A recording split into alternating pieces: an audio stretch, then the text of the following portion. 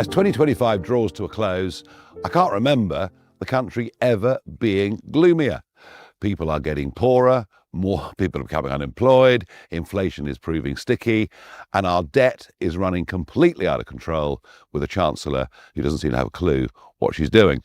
Worse than that, people are frightened now to walk down the street wearing a watch, wearing jewellery.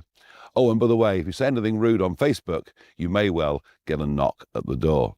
Well, I've come here today to Greenwich to have a think about what this country used to be, what it represented, and what it can become. Because, of course, Greenwich was here at the very height of Britain's naval power. And that wasn't just about winning the Battle of Trafalgar. It wasn't just about building the biggest empire the world had ever seen. It was also about a Royal Navy that spent decades at huge cost driving slavery off the high seas. We have an enormous amount of our past to be proud of, and yet our education system under both of the last governments now teaches our kids to be ashamed of the past. Well, the first thing a reform government will do is make sure kids are taught correctly about our history.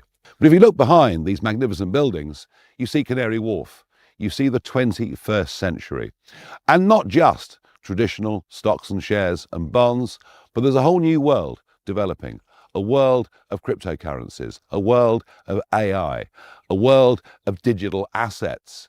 And neither the Conservative nor Labour parties seem to even understand this world in any way at all.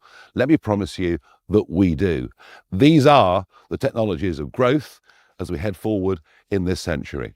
But none of it can be done unless we produce our own energy, lots of it, and at cheap rates. And because of fanatical net zero policies, we're literally being left behind. 1 in 7 of you own a digital asset of some kind, yet the government, the authorities simply don't seem to care. And that's the point. We need change in this country, real change in this country. And if we go on voting for the same old parties, I promise you, nothing will change. Think just in the last few days of the El Fatah case.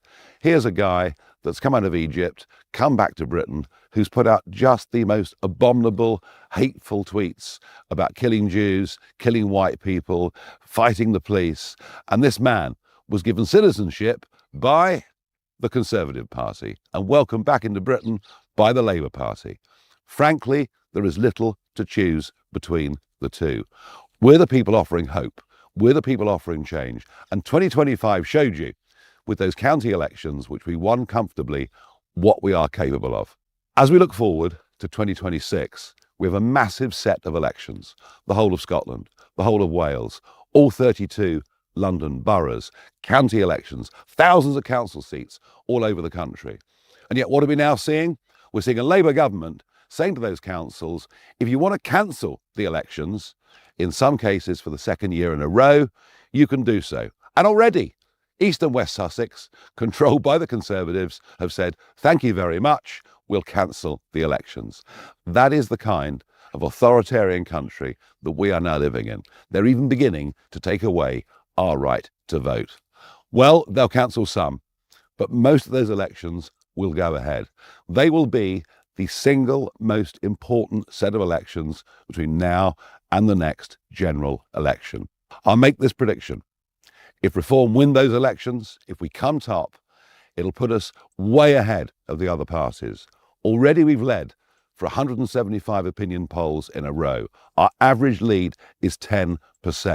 If we get this right on May the 7th this year, we will go on and win that general election. We will then absolutely have a chance of genuinely, fundamentally changing the whole system of government in Britain. We may well be the last chance this country has to actually restore some proper values, those of family, community, country, the ones upon which I based this party when I founded it in the very beginning.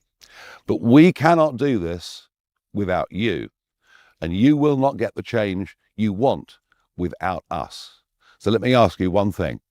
Please make it your New Year's resolution to do something.